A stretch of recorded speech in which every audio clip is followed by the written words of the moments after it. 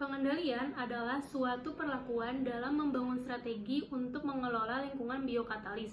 Lingkungan bermaksud pertumbuhan dan perkembangbiakan mikroorganisme agar menghasilkan produk sesuai dengan keinginan kita.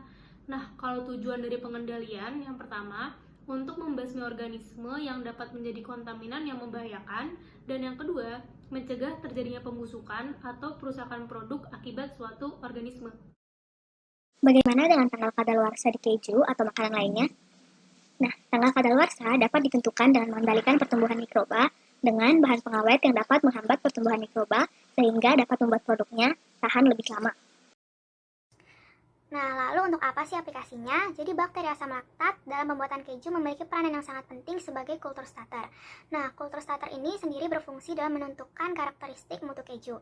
Bakteri asam laktat sebagai kultur starter menghasilkan cita rasa asam yang segar, membantu penggumpalan rennet, dan membentuk karakteristik tekstur spesifik pada keju. Nah, fungsi bakteri asam laktat ini selain sebagai kultur starter juga sebagai bahan pengawet alami karena kandungan metabolik sekundernya. Banyak penelitian yang membuktikan bahwa bakteri asam laktat dapat menghambat pertumbuhan bakteri patogen. Bakteri asam laktat juga telah diuji kemampuannya terhadap penghambat pertumbuhan kapang dan produksi mikotoksin. Selanjutnya, apa sih nama metode yang digunakan dalam pembuatan keju?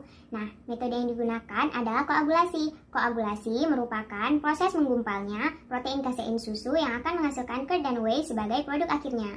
Jadi, bakteri asam laktat akan berfungsi untuk memfermentasikan laktosa yang ada di dalam susu untuk menjadi asam laktat. Nah, asam yang dihasilkan ini akan menurunkan pH. Akibatnya, kasein akan menggumpal hingga terbentuknya curd. Curd yang terbentuk inilah yang selanjutnya akan diproses menjadi keju. Jadi, kalau misalkan metode koagulasi ini termasuk ke jenis kimia fisik.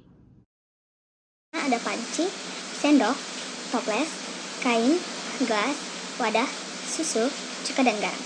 Pertama, rebus 2,5 atau 500 ml gelas susu hingga mendidih. Lalu selanjutnya, aduk terus agar susu tidak lengket pada panci. Lalu, diamkan rebusan susu selama beberapa menit setelah mendidih. Tambahkan 4 sendok air cuka atau 60 ml untuk memisahkan zat cair pada susu atau air didih dengan zat padat pada susu atau dadih. Lalu aduk rata selama kurang lebih 5 menit sampai 10 menit.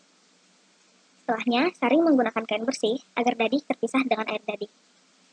Setelahnya, masukkan ke dalam toples, lalu campurkan dadih yang telah disaring dengan garam kurang lebih 1/4 sendok teh, lalu ratakan.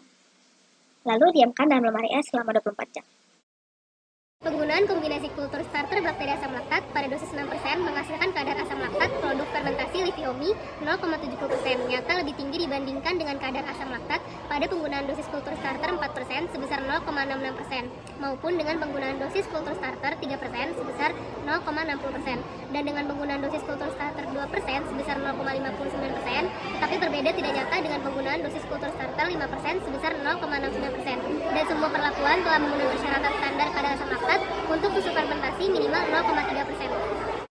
Lanjut ke pembahasan. Yang pertama, setelah didiamkan dalam lemari es selama 24 jam, didapatkan keju dengan tekstur yang padat.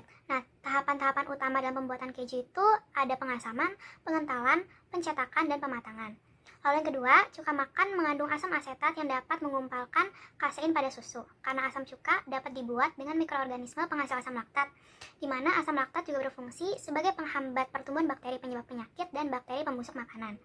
Lalu yang ketiga, pada pembuatan keju, garam berfungsi untuk mengawetkan dan mempercepat proses pembuatan keju.